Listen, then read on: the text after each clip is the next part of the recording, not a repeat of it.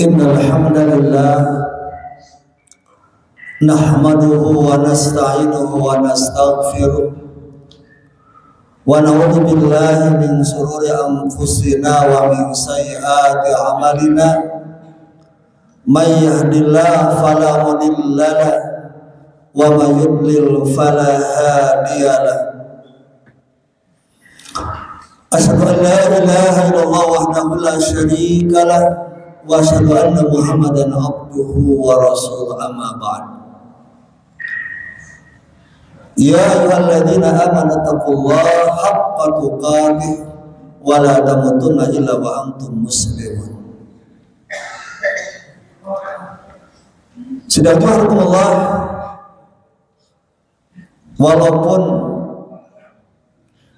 hari raya Idul Kurban sudah berlalu 1 minggu, tepatnya di Jumat kemarin, tapi suasana bulan Dzulhijjah, bulan di mana merupakan salah satu Arba'atul Hurum, bulan yang dimuliakan Allah Subhanahu wa taala. Dan kenapa di bulan Dzulhijjah kita diperintahkan untuk berkurban? Karena memang Allah Subhanahu wa taala memerintahkan kepada Rasulullah di dalam surat An-Nahl ayat 123, summa auhayna ilaika, kemudian aku wahyukan kepadamu wahai Muhammad, anittabi millata Ibrahim hanifa, hendaklah engkau mengikuti milah Nabi Ibrahim alaihissalam. Bahkan dikuatkan dalam surat Al-Mumtahanah ayat 4, qad kanat lakum uswatun hasanatun fi Ibrahim, kata Allah. Sungguh di dalam diri Ibrahim itu ada uswah hasanah.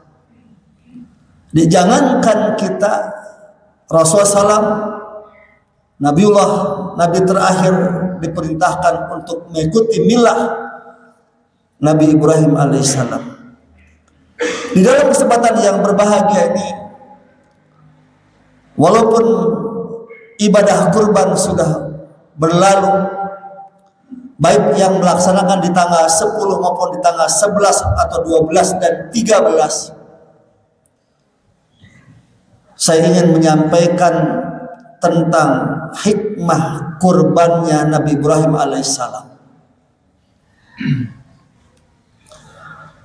Paling tidak ada 3 hikmah yang harus kita ambil ketika Nabi Ibrahim melakukan ibadah kurban. Yang pertama adalah hikmah yang bisa kita ambil, bagaimana beliau menjadi orang yang sangat tunduk patuh kepada Allah Subhanahu wa taala. Sampai digambarkan dalam surat An-Nahl ayat 120,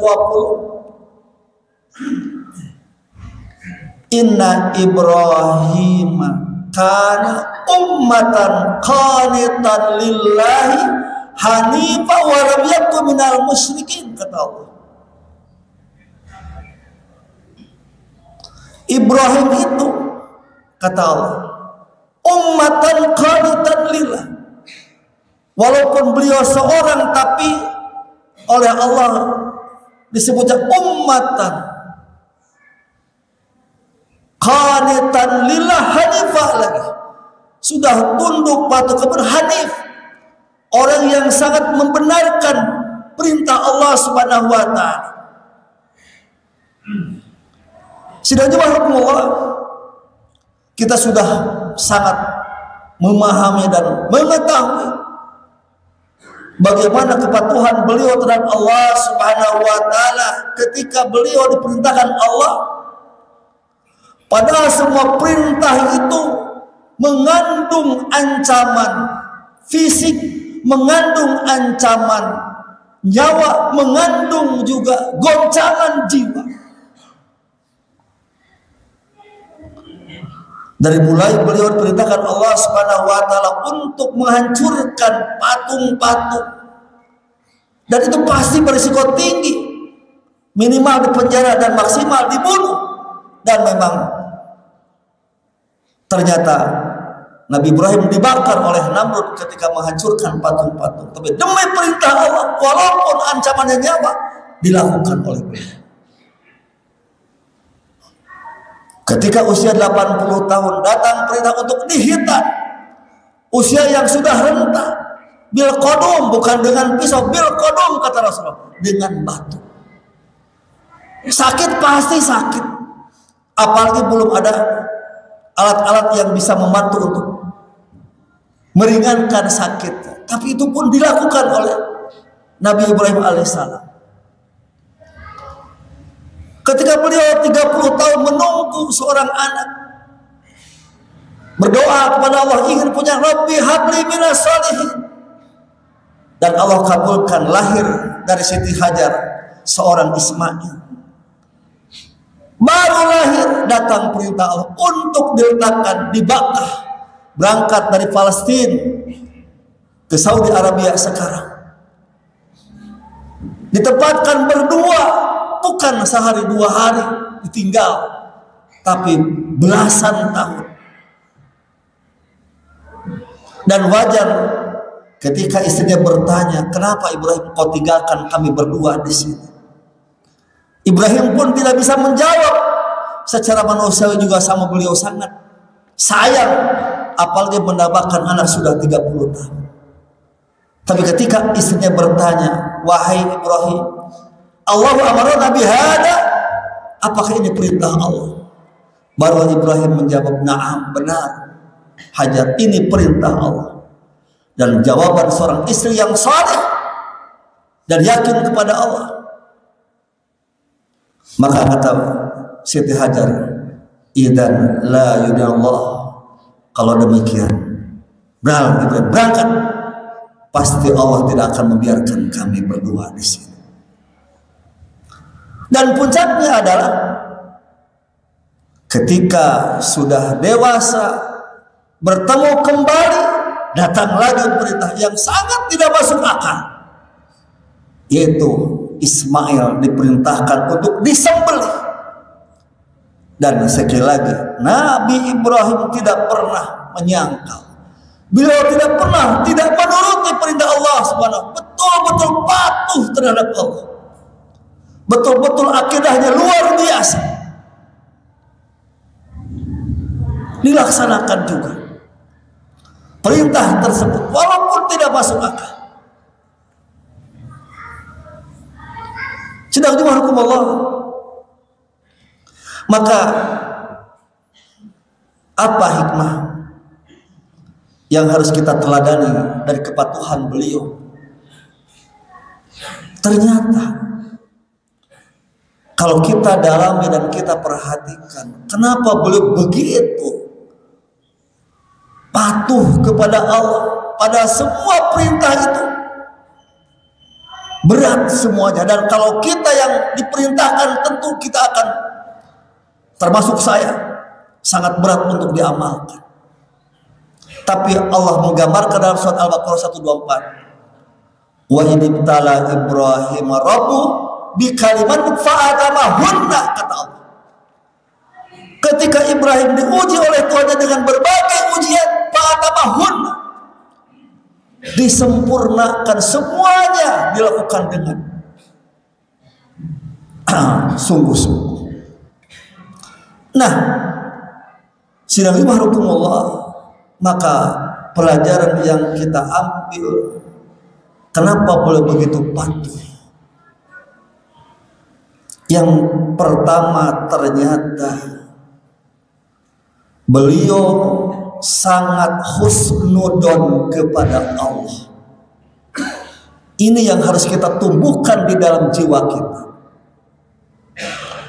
Sekali lagi, beliau orang yang sangat husnudun kepada Allah, yakin kepada Allah bahwa setiap perintah Allah, setiap larangan Allah, tidak mungkin Allah akan membinasakan, Allah tidak mungkin mencelakakan, tidak mungkin Allah akan merugikan dirinya. Ini yang membuat beliau kenapa diperintahkan semua perintah itu dilakukan, dan semuanya bukan main sandiwara. Tadi harewosa adalah Ibrahim hancurkan patung-patung, oke lah mau diduruk tenang we. Aku akan katakan, ya naru kuni bardan wa salaman, hai api dingin dan menyelamatkan. Tidak pernah terjadi konsensus sebelumnya, termasuk ketika Ibrahim menempatkan anak dan istrinya Ismail di tempat Bakah itu. Tempatkan, nanti satu saat nanti akan aku keluarkan air jam-jam. Tidak begitu juga, tapi berangkat dari keyakinan. Bukan hanya Ibrahim, termasuk Siti Hajar waktu itu jawabannya luar biasa, karena yakin kepada Allah. Tidak mungkin kalau ini perintah Allah, Allah akan membinasakan, Allah akan membuat menderita. Dan betul, ketika beliau lari Safa Marwah, keluar air jam-jam dari sampingnya Nabi Ismail. Begitu juga terkait dengan penyembelihan Ismail. Tidak ada musyawarah sebelum, tidak ada harewas mojong Ibrahim pencit anak maneh, engke di mana geus rek dipencit ku kaula digantian kudoba. Tidak ada. Benar-benar beliau melakukan perbuatan seperti adalah demi ketaatan, kepatuhan kepada Allah Subhanahu wa Ta'ala. Jadi sekali lagi, yang menjadi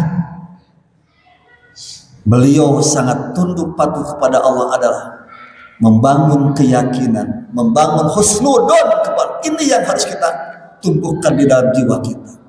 Sebab kadang-kadang kita tidak seperti itu. Kenapa kita kurang mematuhi aturan Allah Subhanahu wa Ta'ala? Kemudian yang kedua, sebagaimana dijelaskan di dalam ayat berikutnya, An-Nahl 121. Kenapa beliau menjadi orang yang sangat tunduk patuh kepada Allah? Ternyata yang kedua yang melatar belakangi beliau ketaatannya kepada Allah Subhanahu wa Ta'ala bukan semata-mata takut api neraka, bukan semata-mata karena mendapatkan surga. Karena kadang-kadang kita melakukan ibadah tasyid ku neraka, salah tidak. Karena Allah pun menjelaskan wa taqun nar, kata Allah. Cuman level imannya masih seperti budak belian, rajin ngalaksana kita lamun diancam heula. Atau levelnya tukang dagang, rajin-rajin teh lamun gede untungna. Salah tidak, karena Allah pun menjanjikan surga untuk orang-orang yang beramal saleh. Tapi levelnya beda dengan levelnya Nabi Ibrahim alaihissalam. Beliau melakukan ketaatan kepada Allah Subhanahu wa Ta'ala syakiran li an'umihi, kata Allah, karena beliau ingin berterima kasih kepada Allah Subhanahu wa Ta'ala. Karena terlalu banyak nikmat yang Allah berikan kepadanya, maka beliau cara bersyukurnya itu adalah dengan ketaatan kepada, dan itu pun sama. Kita pun seperti itu. Kita kan kemarin ibadah saum, jelas ayatnya. la'alakum tashkurun, supaya kalian bersyukur. Jadi kita ibadah itu dalam rangka bersyukur kepada Allah Subhanahu wa taala. Sidahnya Allah. Sebenarnya sifat syakir li an'umihi itu sifat ingin mengucapkan terima kasih, bersyukur, nganuhunkeun ka Allah, kata orang Sunda. Itu bukan hanya sifat Nabi Ibrahim sebenarnya. Itu sifat manusia, terutama orang Sunda. Seorang Sunda terumah saat ketika tetangganya begitu baik kepada dirinya. Tetangganya setiap pulang dari mana saja mengirimkan oleh-oleh. Maka satu saat kalau belum mulang tarima can bisa ngabalas era kacita. Jadi perasaan itu sudah ada di dalam diri kita. Cuman masalahnya kenapa tidak dilanjutkan? Lamun urang dibere kahadian ku tatangga era lamun can mulang tarima, padahal mun di jumlah jamle satu udah moal ber 10 jutaan. Tapi kita malu mun can mulang tarima can balas pun itu. Sementara kira-kira kenikmatan dari Allah ke kita sabaraha lebih dari triliunan, bahkan wa in ta'udu di mata kata, kalau kalian ingin menghitung nikmat Allah tidak akan terhitung saking banyaknya. Nah, maka mari kita mengambil hikmah dari Nabi Ibrahim alaihissalam. Kenapa beliau tunduk patuh kepada Allah di dalam mengorbankan anaknya? Karena ternyata yang membuat beliau ringan melakukan dalam rangka hayang mulang tarima kawan era ku Gusti Allah. Terlalu banyak nikmat dari Allah.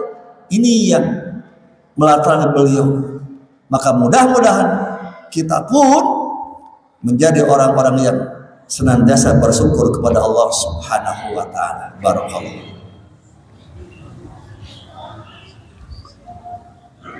Alhamdulillah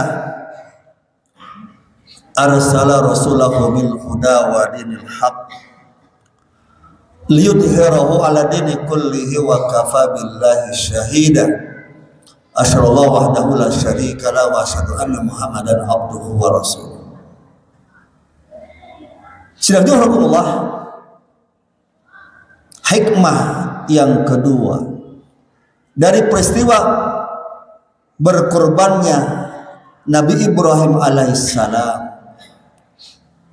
yang kedua adalah mengajari kita tentang adab, tentang akhlak, tentang komunikasi. Kenapa? Karena ketika Nabi Ibrahim mendapatkan wahyu untuk menyembelih anaknya, beliau tidak langsung, walaupun saking patuhnya kepada Allah, maka Nabi Ibrahim kemudian mengambil Ismail, diambil kemudian golok, kemudian Nabi Ismail kemudian langsung disembelih. Tidak seperti itu. Maka digambarkan di dalam surat As-Saffat ayat 102. Falamma balagha musa'ya, ketika Ismail itu sudah balik, sudah berumur, bisa ikhtiar, bisa cari uang, qala ya bunayya, hei anak, ya bunayya inni ara fil manami, wahai anakku yang aku cintai,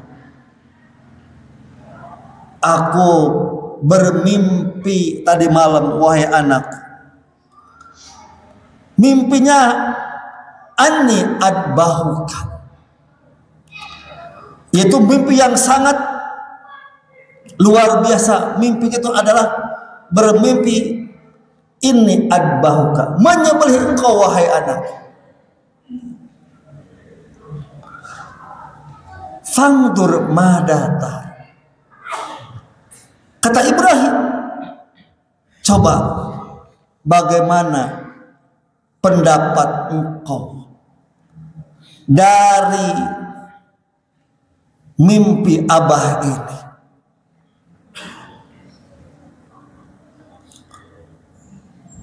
Jadi di dalam ayat ini dijelaskan bagaimana Ibrahim mengajak dialog, minta pendapat dari anaknya.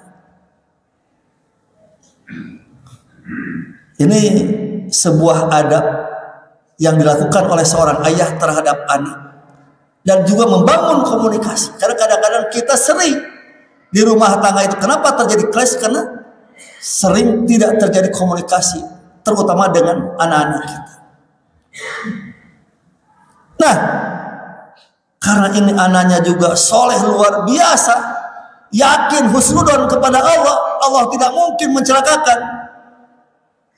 Qala ya abad, wahai ayah tercinta, if'al ma tu'mar, silakan lakukan saja apa yang Allah perintahkan. Satajiduni insyaallah minas sholihin, insyaallah aman, engkau akan dapati aku orang-orang yang sabar. Subhanallah. Bagaimana jawaban seorang anak beradab kepada orang tua, tidak membantah walaupun tidak masuk akal, tapi dijawab oleh if'al matu, silakan lakukan saja, insya Allah aku termasuk orang yang sabar. Ini luar biasa. Jadi sekali lagi, hikmah dari kurbannya Ibrahim alaihissalam mengajari kita tentang adab.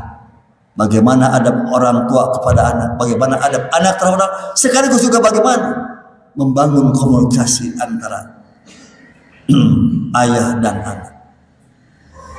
Kemudian yang terakhir, yang ketiga adalah juga bagaimana hikmah yang diajarkan oleh Ibrahim alaihissalam kepada kita dari kurbannya itu adalah ketika Allah memerintahkan di dalam surat Al-Hajj ayat 36, faqulu min hawatimul qani awal mu'tar, hendaklah kata Allah ketika kalian selesai menyembelih, silahkan kalian yang berkurban untuk menikmati daging kurban itu, kemudian juga watimut, dan hadiahkan dan kirimkan, bagikan al-qani'ah kepada orang-orang yang menjaga diri, tidak meminta-minta, wal muqtar, dan juga kepada orang yang meminta. Ini menunjukkan kepada kita bahwa kurban adalah mengajari kita bagaimana rasa empati, rasa sosial kita harus ditumbuhkan, sebagaimana kita juga sudah diajarkan ketika kita melakukan ibadah saum, bagaimana kita rasanya lapar, dan ketika kita berkurban maka kita harus berbagi. Dan Rasulullah mengancam kepada orang-orang yang mengaku iman tapi tidak peduli dengan tetangga sebelahnya. Kita kenyang, orang lain lapar, itu iman kita tidak disebut beriman, kata Rasulullah, dan tidak diakui sebagai umat Rasulullah. Karena itu sekali lagi bahwa kurban mengajari kita bagaimana meningkatkan empati, meningkatkan rasa sosial kita, sekaligus membangun silaturahim dengan sesama komunitas kaum muslimin, bahkan dengan non muslim pun itu tidak apa-apa untuk daging kurban. Demikian, mudah-mudahan sekali lagi kita mendapatkan pelajaran yang sangat penting dari berkurbannya Nabi Ibrahim alaihissalam, sehingga mudah-mudahan kita pun yang belum berkurban, maka mari kita lakukan, kita melakukan tes tauhid kita.